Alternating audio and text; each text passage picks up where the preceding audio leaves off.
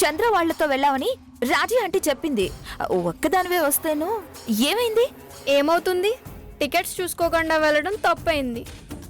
Office నుంచి పంపినోడవడో గాని ముందు వాణ్ణి తన్నాలి. ఏం చేశాడు? ఏం చేశాడా?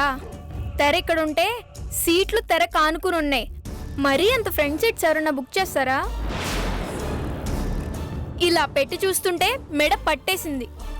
ఆ సౌండ్లకి తలనొప్పి కూడా వచ్చేసింది. అందుకే వచ్చేసా. అవునా? మరి మిగతా వాళ్ళు రాలేదా? ఇంటికొచ్చి టాబ్లెట్ వేసుకుంటారంట. చూస్తున్నారు. బాహుబలి 2 కదా. నువ్వు కూడా చూసి రాలేకపోయావా? బాహుబలి 2 కదా. బాహుబలి 2 అనే కాసేపు కూర్చున్నాను. నా వల్ల కాలేదు. నాకు అసలు టాబ్లెట్స్ అంటేనే భయం. చేదుగా ఉంటాయి. అవును, నువ్వేంటి ఇక్కడున్నావు? పెద్దతో పాటు వెళ్ళలేదా? వెళ్ళలేదు లిల్లీ. వెళ్లే సమయానికి పడిపోయాను. కాలు లైట్ గా బెనికింది. నడవలేకపోతున్నాను. ఇప్పుడు బానే పరిగెట్టుకుంటూ వచ్చావుగా. అంటే సడన్ గా నొప్పొస్తుంది. సరే, నువ్వెలాగో వచ్చావుగా, గుడి పక్కనేగా, వెళ్ళు.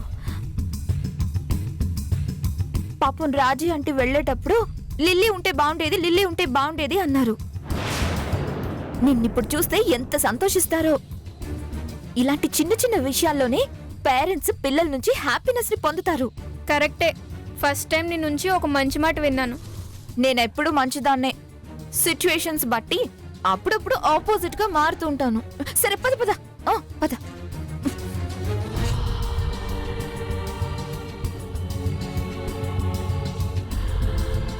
అన్నయ్య వచ్చాడా? వచ్చారు. పడుకున్నాడు. ఏంటి లిల్లీ చూస్తున్నావు? వెళ్ళు. నువ్వురా.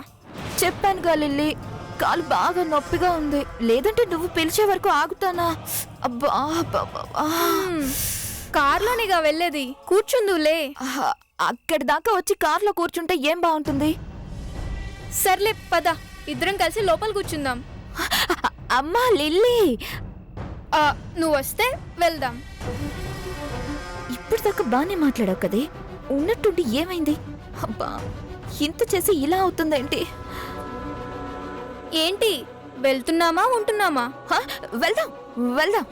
కాకపోతే నేను ఎక్కువసేపు ఉండలేను. నా కాలు నొప్పి కదా. లేట్ అయ్యేటట్టుంటే నేను వచ్చేస్తాను. సరే పద.